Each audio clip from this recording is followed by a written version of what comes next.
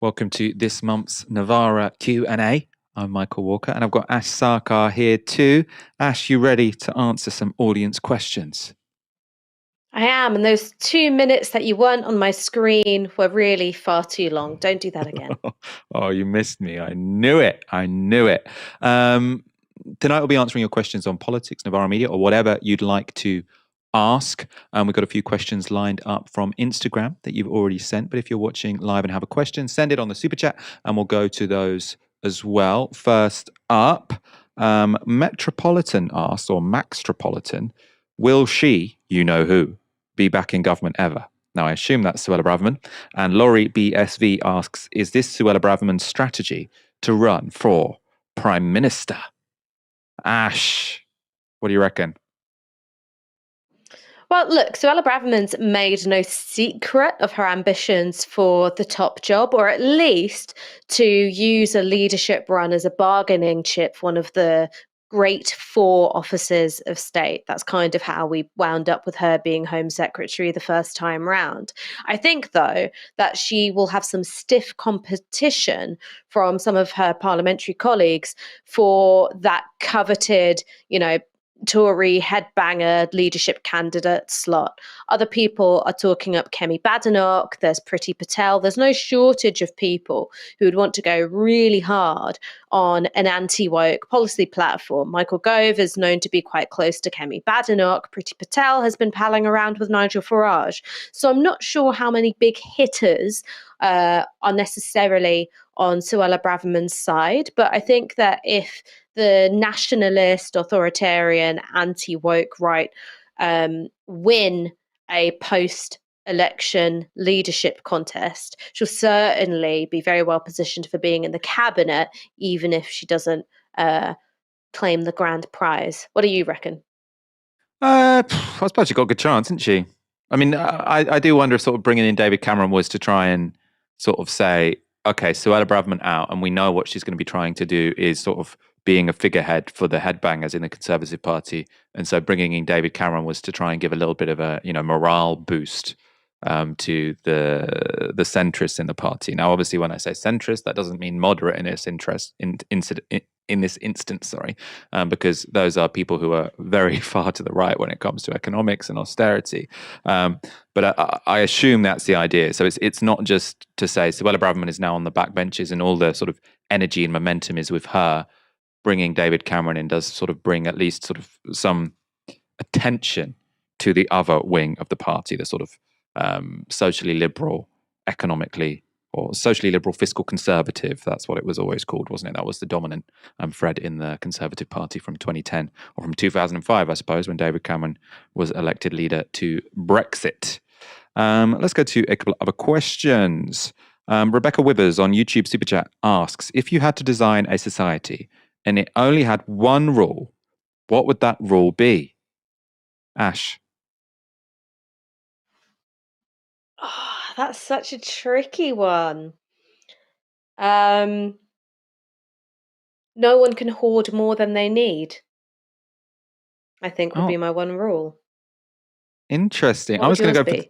I was going to go for the classic, do unto others as you would have done to yourself. Because if you've just got don't hoard, you've got quite a lot of leeway, Like, yeah, I killed the guy, but I didn't hoard anything. Well, that's the thing. Is that the golden rule, right? Do unto others, right? Formed yeah. the basis of many a Christian society, which had an awful lot of other fucked up stuff going in on it. So my theory is rather than starting with the ideal and the moral, is you start with a material condition for equality, and hopefully social behaviors will follow. Yeah, that's interesting actually. Maybe don't hoard is sort of harder to, because obviously do unto others as you would have done to yourself is quite, obviously lots of people say they live by that and they do some pretty bad things. So maybe it's easier to sort of squeeze out of that than it is don't hoard. If you had a threshold, no one can have more than this. Then maybe is your guess that sort of that would reduce inequality and therefore some of the other bad things that the golden rule might try and inhibit, that would do it for you. The kind of materialist that says if we don't have inequality, we also won't have murder and such like. As Margaret Thatcher once said, economics is the method, the object is to change the soul. So I do think that, there are, of course, limitations to this, but I think that the material conditions that we live in really impact our behaviors. They really impact our sense of psychological security, our sense of safety, our capacity to empathize and be kind to others. So, if I was going to really simplify just one rule for a society that could form a material basis for kindness, maybe it could be that. That's interesting. That's a good question. I like that one.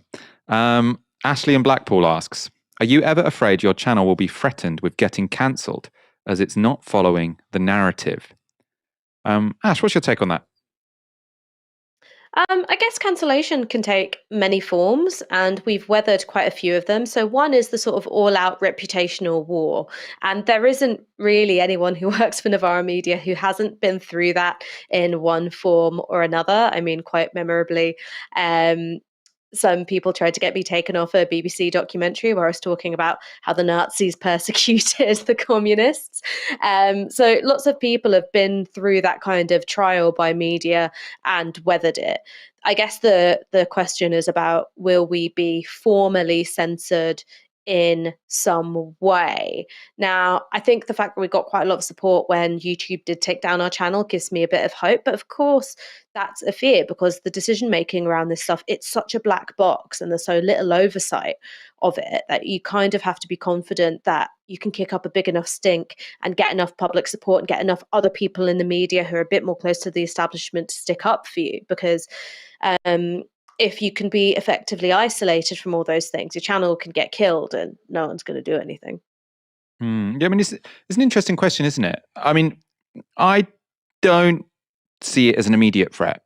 When you think about sort of what channels have been taken down from the likes of YouTube, lots of it's been for sort of vaccine misinformation, for sort of things which are, you're clearly telling someone something that isn't true. I don't think there are that many accounts that have sort of been taken down for saying something verifiable. And I do think yes, we have some ideological bents sort of when we approach stuff, but I do think we do try our best and generally do ground all of our analysis in fact. So I think it would be hard to sort of accuse us of the kind of misinformation or disinformation that does get some channels taken down. Alex Jones is the one that comes to mind. Obviously, he was obviously talking about wild conspiracy theories with no evidence whatsoever.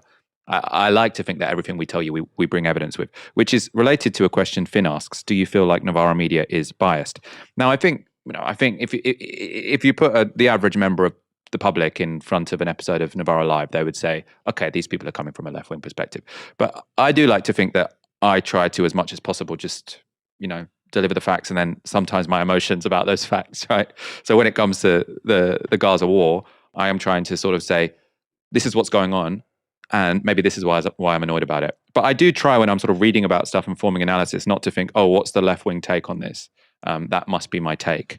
And you probably, I hope you notice that on various things. I hope my sort of opinion isn't always sort of, oh, he's just talking whatever the left would say again. I try not to be predictable. What's your take on that, Ash? Do you think Novara Media is biased? Well, I think that we're obviously motivated by our values, otherwise we wouldn't do it. But that's not the same as being dogmatic. So it's not like we all sit together every day and we go, okay, so what's the line that we have to hold no matter what the facts are telling us? We have a left wing view of the world, but we derive that view from facts and how we interpret those facts. So for me, it would be ridiculous to claim that Novara Media is impartial. We're obviously not impartial, but we're fair and we're accurate and we're skeptical in the handling of facts. And that's important, right? Part of the journalistic process is doubt and skepticism of your own work. And you can't do that by yourself. That's why having editorial relationships is so important, because they're the people who really push you and sort of stress test the things you're saying and the things that you're writing. And that's why we're not a propaganda outfit. We're partisan, but not propaganda. Yeah, and I suppose this is where I'd like to say that one way in which we will never be biased is that we have to accord with whatever some billionaire owner is telling us. Now, I do think that there are lots of, and actually I do think we are seeing this when it comes to Israel-Palestine. especially in certain industries, and I've spoken to lots of people in various industries, fashion, music, culture, where people are really scared to speak up for Palestinian rights because they feel like that is not necessarily the line that their employers or people who are sort of significant in that industry are happy with, right? And so I do think that there is a certain amount of sort of policing and self-censorship which is going on in a number of industries when it comes to Israel Palestine, and then all sorts of organizations. I do think that their editorial line, I mean, it's most obvious with Rupert Murdoch, of course, although it's not exactly like some journalists are sort of desperate to call for high tax, but Rupert Murdoch is telling them not to do it. He employs people who are right-wing, and then he knows they'll write right-wing stuff. But there is clearly pressure from Rupert Murdoch. Any editor of the Times or the Sun will say as much. He makes regular phone calls because he cares about the coverage. Now, one way we will never be biased is having someone on the phone saying, you can't say that because it's not in my interests. Our funding comes from you, our audience, our viewers, and so that we can grow, so that we can continue to be independent. As Ash says, not necessarily impartial, but definitely independent. We want to increase the number of people subscribing to this channel. If you are already a regular supporter, thank you so much. You make all of this possible. If not, then please do go to novaramedia.com/support and help sustain and grow independent media in this country. Any amount you can afford, £1, £2, or our traditional ask has always been 1 hour's wage a month. But seriously, £1, £2, whatever you feel you can afford, we would absolutely love to get you signed up as a supporter if you are one already. Thank you so much. You make all of this possible. I'm going to go to a next question. This is very interesting. Reese DJW asks, will Palestine ever be free? I'm going to start on that because I do think a lot about this. And I suppose I think a lot about this in the context of this question about a one state or a two state solution. And, you know, there are lots of people who are sort of very in favor of a one state on, I don't want to say it disparagingly, ideological grounds, but I think the one state is the just solution, right? Because this was land which was taken from indigenous Palestinian people. Also, partition is going to involve sort of this idea that there must be a majority Jewish state, and that's to some degree ethno-nationalist. Now, I see all those arguments as being quite strong, but I am basically in a position where one state, two state, not really my business. You know, the end state is not for me to decide, as it were, because I do think that there are arguments on both sides. I can see why after the Second World War, Jewish people might have wanted a Jewish majority state after what happened. And there are many ways you can make a majority, you know, a state which has a majority of one ethnicity without having to, you know, have incredibly racist policies, which is you just draw the line in the right place. So how partition usually works, right? A sort of fair partition is not that you have one ethnicity that's trying to get as much of the land as possible. So look at India, Pakistan, for example. Now, obviously, there were a hell of a lot of problems with partition. A lot of people died. But it's different to Zionism because basically the line was drawn. There's going to be this Muslim majority area and this Hindu majority area. And they didn't really have to sort of, you know, in neither India nor Pakistan are they constantly sort of worried that, oh, the ethnically dominant group is going to be replaced and therefore we have to constantly ethnically cleanse the minority because the line was drawn in that place. If in Israel, Palestine, you drew the line around the bit that has a strong Jewish majority, then you could have a Jewish state without doing the ethnic cleansing. The problem is that the Israeli government has consistently wanted to have it both ways. They want all of the land, so they don't want a fair partition, and they want it to be a Jewish state, which is why they have ended up doing apartheid. Now, my perspective is that, you know, I don't know what the end state should be. What I do know is that in the present, the reason it is so unjust is because Israel has all the power and the Palestinians have none. So, you know, when I think about my journalism in sort of campaigning mode, what I am trying to do is give the Palestinians more power, more bargaining power, reduce the power of the Israelis so they have to make some compromises. And then in that situation, either they'll come together and negotiate a fair two-state solution or they'll negotiate a fair one-state solution. And it's sort of, I don't have particularly strong preferences either way. But I think it's important to say, and this is what the mainstream media often miss, the root of the problem is not that there is sort of, oh, there are two different groups, both with, you know, rights and needs, and they just can't agree because they're both too sort of belligerent, and why can't they just compromise? The issue isn't that they can't compromise. The issue is that one side has all the power, so it doesn't need to compromise. Ash, I'd be interested to know your thoughts on that. Will Palestine ever be free? How do you even interpret that statement? or So that question? I guess I disagree with your account of the partition of India because, of course, you had huge pogroms surrounding the actual partition of 1947.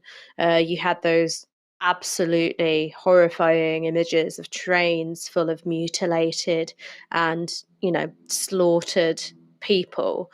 And you have ongoing pogroms, particularly of Muslims in Gujarat at the hands of Hindutva mobs. There is a nurturing of demographic anxieties within India, encouraged by Modi's government.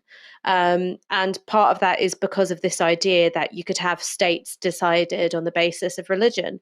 The other thing that the partition of India shows you is just how difficult it is to have non contiguous states. So when India was partitioned, what is now Bangladesh was East Pakistan. Now that's different from the Palestinian case because these were two land masses separated by language.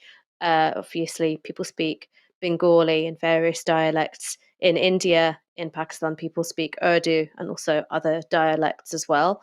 The war of Bangladeshi independence was fought over cultural and ethno-linguistic identity rather than um, a big element being about religion.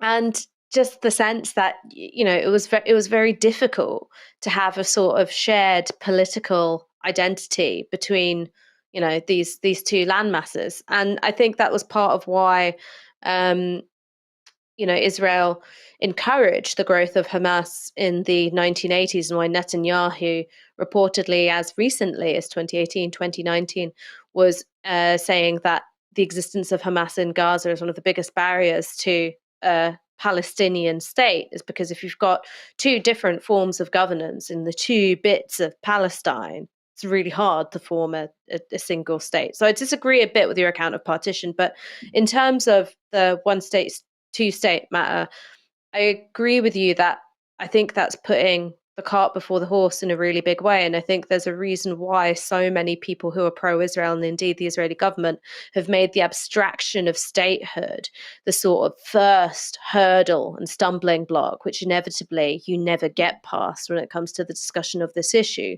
Because if you make statehood the be all and end all, the matter of concrete rights, concrete political rights for Palestinians, whether they're in the West Bank, whether they're in East Jerusalem, whether they live in Israel, whether they live in Gaza, that becomes secondary. So you sort of make this, impossibly huge task about what precise form of constitutional settlement, what precise arrangement of states, you make that the first thing you have to deal with. So then you can continue to run a system of settlement expansion and apartheid. The question was, will Palestine ever be free? And, I think that as late as the 1980s, it was impossible to imagine that South Africa would ever be free. I mean, my mom tells me about that time, or, in terms of, Nelson Mandela being released from prison looking like a kind of miracle. You just could not have imagined it happening before it happened. The fall of the Berlin Wall, you couldn't imagine it happening until it happened. The Good Friday Agreement, you couldn't imagine it happening until it happened. So social miracles happen, and you just have to keep fighting for it. You really do. Yes, I suppose to go back to the partition analogy, because lots of people are talking about it in the comments. I mean, clearly it was a horrible process. I mean, the problem was that the British made an empire, sort of, they did divide and rule with lots of different groups, and then they left in a hurry because they'd run out of money, and they were like, oh, screw this, you sort it out. And they left chaos wherever they left. I mean, it's a similar situation in Israel-Palestine. But it's not obvious to me that that it would have been more peaceful without partition, right? These processes are always pretty bloody and awful. And so you had a situation where there was a movement that wanted it, and then it had some pretty bloody consequences. But it doesn't seem clear to me that a one-state solution in sort of the Indian subcontinent would have been any more functional in the long run. Because you can say, oh, it was partition that created these sort of like expectations about ethnic majoritarianism, but maybe they just sort of arise somewhat spontaneously anyway, and that's why a minority might want their own state. I mean, what do you think, Ash? In terms of the idea that a one state India might not have actually have been better or less bloody, I Yeah, mean, so partition was impossible to bad, but tell, right? yeah. Right, it's impossible to tell. It's a hypothetical that also I don't consider myself educated enough to speak on. Right, we're talking about a subcontinent with, you know, hundreds, if not thousands, of languages, dialects, and ethnic groups before you get to the major religions of Hinduism, Islam, Christianity, Jainism, Buddhism, and all of the indigenous communities who live there too. Would a one state India have been able to hold itself together? I'm not sure, but there are other states with comparable population sizes, with rather complicated constitutional settlements from, you know, federalism, strong states' rights, strong sense of cultural and linguistic identities in different states. Of course, I'm not talking about the United States, and in that instance, I'm thinking more about China. Um, maybe it could have. Maybe it could have. You know, the British didn't um, really want to smooth over sectarian tensions. That was a huge part of how they maintained their power in India. And what we saw in partition wasn't simply the immediate consequences of the act of drawing the line, but a consequence of those divisions being strategically stoked in order to maintain the interests of the British Empire for so long. I mean, China's an interesting example because actually 92% of Chinese people are Han, which has sort of been, that's one explanation for why the state has been so stable over such a long period of time, because it hasn't had those conflicts to such a degree. Obviously, there are minority communities, the Tibetans and the Uyghurs, who have disputes with the Chinese, but it hasn't sort of threatened to bring down the state, as it were. Let's go to some other comments. I like this one, Bay Whitaker with a super chat. What would happen if we all stopped chanting from the river to the sea? Would it help the ceasefire cause? Love your work. Ash, I'm going to start with you on that one. I'm going to get in trouble, Michael. You're going to get Yeah. me in trouble with this question. Okay, Shall I go tell on. you what I really think? What do you think? This whole thing about the slogan "from the river to the sea" is a recently concocted moral panic. Been a part of the pro-Palestinian movement for a very long time. The phrase "from the river to the sea" has been chanted at every pro-Palestinian protest that I have ever been to, and it seems to me that now, when Israel is carrying out in real time one of the single largest atrocities in its entire 75-year history as a state, that now there's all of this focus on, well, what is the language that we should be using in order to articulate the Palestinian call for freedom. Now, I think from the river to the sea, Palestine will be free. It's completely in keeping with a two-state solution or a one-state solution. Nowhere between the river and the sea is Palestine or Palestinians free. They experience discrimination in Israel. They are under occupation in the West Bank. They are being displaced in the West Bank. They are under bombardment, blockade, and siege in Gaza. From the river to the sea is entirely consistent with the idea of the Oslo Accords. It's entirely consistent if you're a supporter of 1967 borders. It's entirely consistent if you want a binational one state. Whatever you want, that can be contained within this slogan. And I think that there is a great deal of projection going on.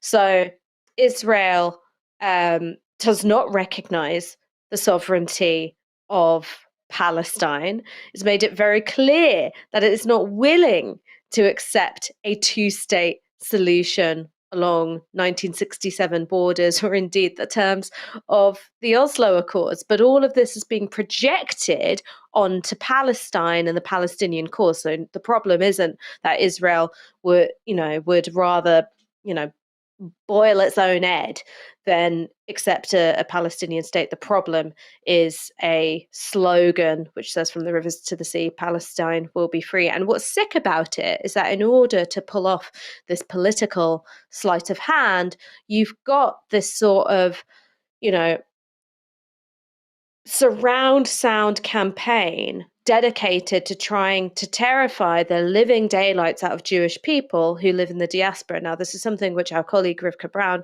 has written about very articulately. Jewish people are being told, by the way, this is a call from your genocide. This is a call for your genocide. This is unequivocally a call for your genocide, for the elimination of the state of Israel, from the elimination of Jews from the Holy Land. That's what this phrase means. So, of course, you would feel scared if you heard that, hundreds of thousands of people chanting it. It would be legitimate and reasonable to feel scared if you heard hundreds of thousands of people chanting it, if you believed it was genuinely a call for genocide. But it is not a call for genocide. That has never been the spirit in which people have used it as part of the pro-Palestinian movement. It's. I find it quite distressing that this hypothetical question of whether or not from the river to the sea is an eliminationist slogan is treated as being of more pressing importance than the actual eliminationist policies of the Israeli state. I feel like I'm going to get in trouble for that one, Michael. Unless it's about how this sort of moral panic came about. I suppose where I stand on it, I mean, I think from the river to the sea, Palestine will be free can be interpreted as sort of like just all Palestinians within that territory should be free, and so therefore it's sort of consistent with a one-state or a two-state solution. I mean, to me, it's more evocative of a one-state solution. So sort of like I don't particularly use the phrase because as I say, I'm very like agnostic about what the end state should be. But I think it is so important that we fight till the end the right of people to use it. Because I do think there's something really, really sinister which the Israeli government has sort of managed to do, whereby they say, asking for a one state where everyone has equal voting rights is eliminationist and therefore racist. But at the same time, we're going to make it completely impossible for Palestine to have a viable state within a two-state solution. So you can't say, we're practically making a two-state impossible. But you can't ask for a democratic one state because that's racist, because that is giving the Israelis their cake and eating it, right? They can say, well, the only solution, the only legitimate solution would be a two-state solution. Okay, that's not impossible. So that's not possible. So how about we have a one state where everyone has a vote? Oh, no, that's not possible because that would be racist. Okay, so let's have a two-state. Oh, that's not possible because we expanded our settlements. Okay, then let's have a one state. No, that would be racist. It's sort of like, okay, you can't have it both ways, which is why I think it's absolutely essential that we defend the right of people to chant from the river to the sea, Palestine will be free. I think also the question, interestingly, sort of had a sort of it was almost sort of a pragmatic, strategic question. Would we achieve a ceasefire quicker if people used, a less divisive phrase, as, we like to be told it's a divisive phrase. And I think, genuinely among Jewish communities, it is a polarizing phrase, right? I think there you've got to recognize that, movements bring real people with them. There is no organizing committee that can say this would be, we've done some focus groups and this would be the phrase which gets the most people on side and therefore you should all chant that. No, people come with their own ideas and their own chants, and unless they are racist chants, they should be able to chant them, right? I'm not going to tell them what to chant. And I think, Ash, you've explained very well why from the river to the sea, Palestine will be free is not racist. It's not remotely racist. Now, it might make people who want a two-state solution feel uncomfortable because, for me, it does seem, it seems to imply that a one-state solution is the better outcome. But that's not an issue about racism. That's just a political preference. Let's go to a couple more comments. Niaz Fiaz, how do you see the current Gaza conflict ending? I really don't know. I think that's why this is genuinely, it's interesting, obviously, because it's so upsetting because, the effects, the consequences of it are so severe. But at the same time, no one really knows what is going to happen because none of the possible solutions seem particularly sustainable, right? Israel's first choice was to completely clear out the Gaza Strip. Their second choice is just to make Gaza smaller and conditions even worse. Now, is it sustainable? Is it, now the world's focus is on it. Can you really just shrink Gaza and then make it even more miserable than it was before, sort of, and call that counterterrorism. I mean, and then at the other end of the spectrum, there's people who say, oh, what we're going to do is get rid of Hamas, then we're going to bring over the Palestinian Authority. They're going to govern it in a more Western-friendly, Israel-friendly way. Now, after Israel have just bombed, a significant percent, killed a significant percent of the Gazan population, do you really think that the citizens of Gaza are going to say, okay, yeah, let's now have a more Israel-friendly government? It doesn't seem plausible to me. So I genuinely don't know what is going to happen, and that's because yet none of the options seem particularly stable or sustainable. Let's go to a couple of more. Hannah, thoughts on Nigel Farage? Oh, and apparently Jamie Lynn Spears also joining the I'm a Celebrity lineup. Ash, what do you think about Nigel Farage joining I'm a Celebrity? Does it increase his chances of becoming the leader of the Conservative Party and potentially the next Prime Minister? Well, not the next Prime Minister, but a Prime Minister in the future. Well, I think Nigel Farage takes the view that there's no such thing as bad publicity, and he's shown himself to be willing to do some rather undignified things in order to A, keep a steady flow of income, and B, keep himself in the public eye. I mean, he is really the only person I've ever heard of making a career on Cameo, which is that thing where you sort of record personalized videos for people and, kind of recorded himself. I think he said like up the ra, or he was tricked into something of that nature.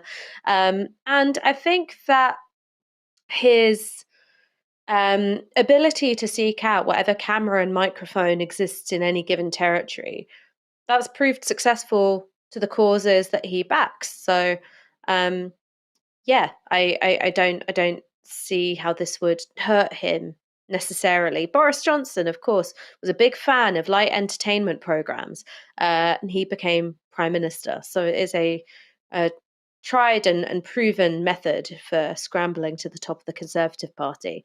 Now, as for Jamie Lynn Spears, am I right in thinking that is that Britney Spears's sister or Britney's mum?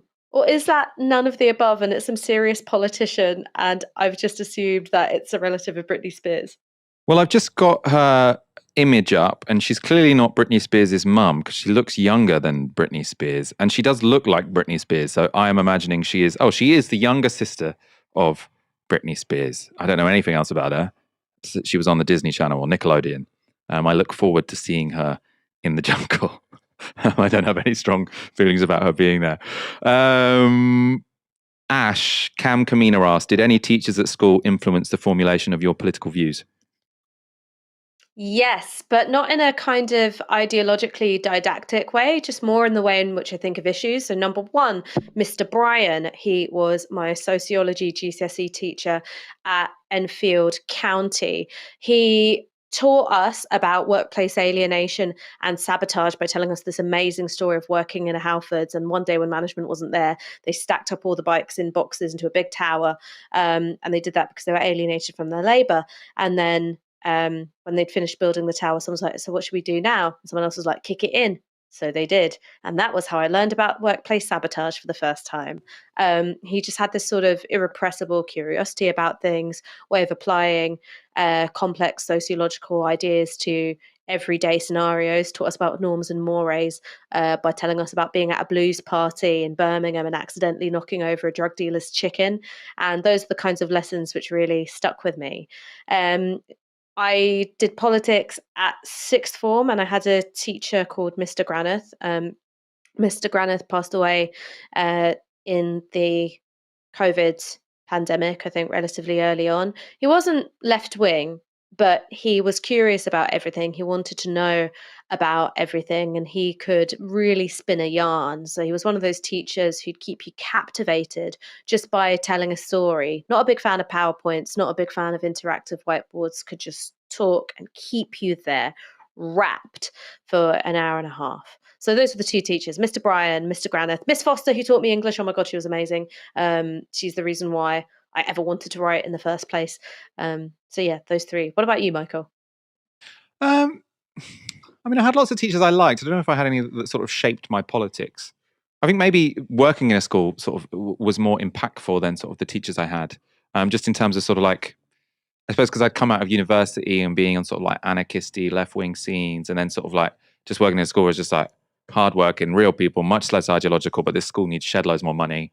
I think it made my politics a bit more sort of bread and butter and a bit less highfalutin. Also, it just means that I have forever the utmost respect for teachers because they work so goddamn hard. They work so goddamn hard. And, having to spend all that. I love kids. I love teenagers. I think young people are inspirational. I do not want to have to stand in front of them for 5 days a week for 5 hours because you have to be on all the time, and I can't be on all the time. When I throw to my co-host, I just lean back and look at my laptop. Most of the time I'm listening, but sometimes I do just lean back and do this. And also, I only have to do this for an hour. They have to do it for 5 hours, and they're never allowed to sort of have downtime because then the kids will go loco. And I know this because they did that with me. Sometimes I was sort of like, guys, I'm a bit hungover today.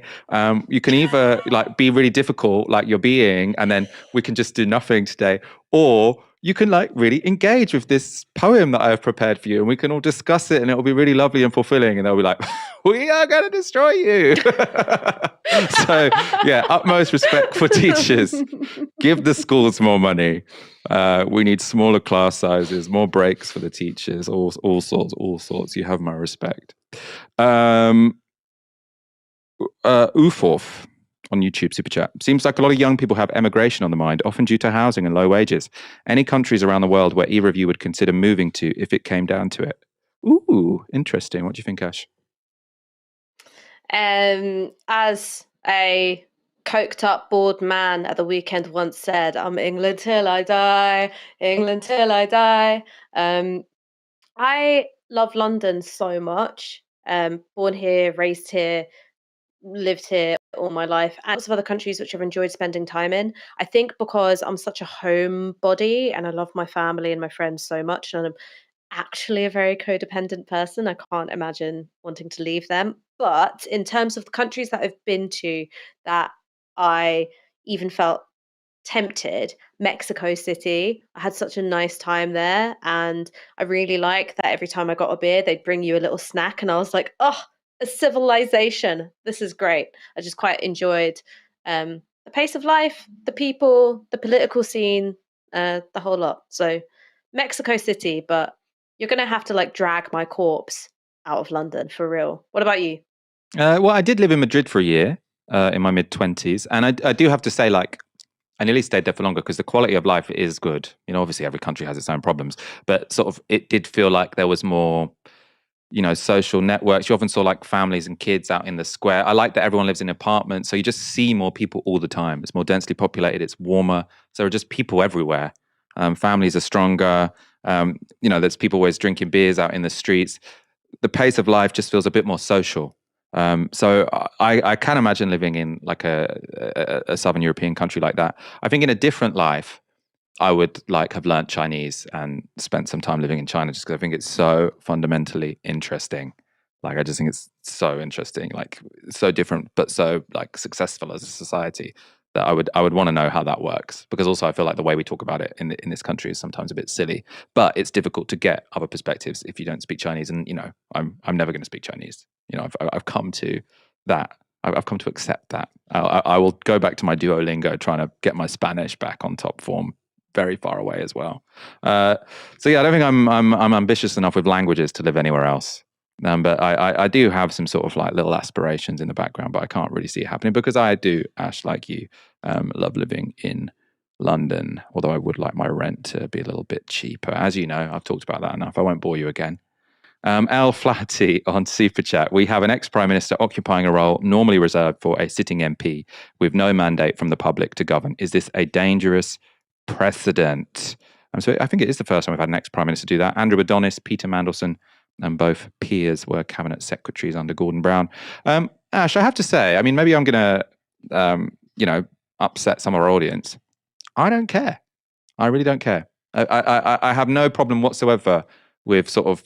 I'm not pleased it's David Cameron, but I think there are a lot of not particularly talented people in the House of Commons, and so I think the ability to just sort of pick interesting, talented people without them having to pretend to have some connection to a swing seat constituency. You've got all these sort of briefcase people sort of say, oh yeah, I've been committed my whole life to North Wales, even though I'm not from there, but I used to go on summer holidays there sometimes, and now I'm committed to their local post office, right? I've I always think it would end considered that myself the pretense. son of Powys. Exactly. And so if you could just separate the whole being the representative, from, not completely separate, but to some degree, sever that link between caring about post offices and caring about foreign policy. I don't think that would necessarily be a bad thing. Lots of countries where you sort of pick your cabinet members from just more general society. What do you think? Are you more outraged about it than I am? No, the reason I was going like that is because we did have a former prime minister taking up a cabinet post. It was Alec Douglas Hume, I think, who it may have also been the foreign policy brief, but I don't know if he was an MP or in the House of Lords at the time. They didn't I think cover he that in wasn't the an Crown, MP which is where I get when my he history was. from. He wasn't MP when he was prime minister, wasn't he? I think he was a lord when he was a prime minister, and then maybe after being a prime minister, went to foreign secretary. I don't know if he was ever an MP. Lord Douglas Home, wasn't he called, or Lord Alec Douglas Home? Something like that. Good chum of the Queen. Yeah, good chum of the Queen. We like Alec. He wasn't prime minister for long. He wasn't a particularly successful prime minister. In terms of whether or not it sets a dangerous precedent, I mean, the thing is that we just have like this huge gaping void where a codified constitution should be. So these things come up, and it's like, guess so.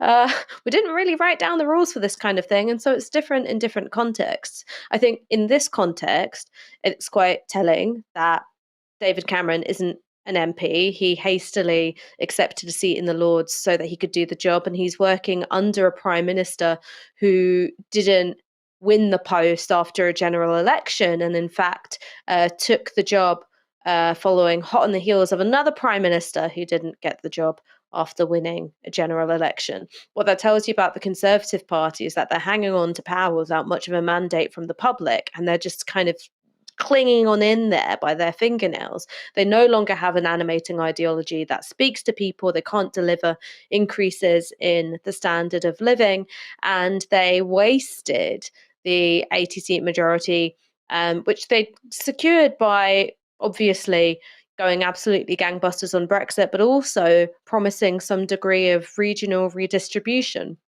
That's completely out of the question now. So all they've got is, playing this game of musical chairs and just hoping that, nobody presses stop on the CD player. So I would like a codified constitution. I would like the rules for this stuff to be straightened out, but it doesn't sort of bother me from this, like, it's an always undemocratic thing. It sort of speaks to the deeper malaise at the heart of this specific Conservative government. Yeah, I just have this, whenever there's sort of like some political controversy, and Lindsay Hoyle, who is the House Speaker, sort of says, this is an outrage. Like someone's announced a policy to the TV instead of the House of Commons, and then he's like, yeah, this is disrespectful to the... I don't care. I really don't care. I'm just going to take two more questions, which are very much related, and then I think we'll wrap up. You've had great questions today. So the related questions are these. Holly Tomlinson on the YouTube Super Chat. Thoughts on Starmer's defenders' argument that Labour has no power to influence the situation in Gaza, so we shouldn't focus on it. I think it's the stupidest goddamn argument I have ever heard. And I don't think it's just stupid. I think it's incredibly cynical. If you want to be the Prime Minister of the UK, which has one of 5 seats on the Permanent Security Council or the UN, you have to have opinions on foreign policy. Right? And you could say that about anything. It's just to say, oh, we're in the opposition anyway, so we don't have to make any judgments at all. Well, one of the reasons you are, or one of your jobs in opposition, is to show the country what your values are by the decisions you make, by the stances you take. Now, how the hell are we supposed to know what you're going to do in government if you refuse to take any stances until you are in government, right? It's just a way of avoiding any kind of accountability, because you're saying, oh, we couldn't say what we would do if we were in government, right? So how are we supposed to know what your positions are? I think it's incredibly, incredibly cowardly. The related question is from Zach, who asks, do you think it's right to vote for Labour in the next election given their stance on Palestine? Now, my answer to that is, it's up to you. Like, I live in a very safe Labour seat. I mean, if it had been Diane Abbott, I probably would have voted Labour. Seems like it's probably not going to be Diane Abbott, in which case I might vote Greens. But if I lived in a seat where I like the MP, or if I lived in a swing seat, which was Labour Tories, I don't know what I'd do. So I suppose, and to wrap it into our fundraiser, what I really want Novara media to be doing at the next general election isn't telling you who to vote for or campaigning for a party. It is just to be talking about the issues that matter to us and the issues that we think matter to you. Obviously, you can tell us as well, because we think that so much of the media and the mainstream media will be just, stupid horse trading. If it's just based on what Keir Starmer thinks is a priority and what Rishi Sunak is a priority, they're not going to be talking about any of the issues that really matter to me or Ash or you guys. So I'm hoping we can mainly report on issues, and you can make your own minds up what party to vote for, because no one's. We live in a two-party system. It's probably going to be Labour or Tories at the same time. Labour have been pretty outrageous, more than anything, on the Gaza war. So yeah, I don't want to be here to tell you who to vote for. What I do want to be able to do is do independent coverage of the next election and the real issues that matter, so that we can provide scrutiny for whoever enters power after the next general election. And to do that, we need your guys' support. You know the score. We're looking for 5,000 new regular supporters so that we can get in ship shape for when that election arrives. Ash, your take on either or both of those questions before we leave. Well, Michael, I thought that as an organisation, we were going to be endorsing Count Binface for the next election. So, not sure where you got this whole "we're not going to tell people who to vote for" thing from. I'm going to say the next thing, not really in my capacity as a journalist at all. This is just more my outlook on politics, right?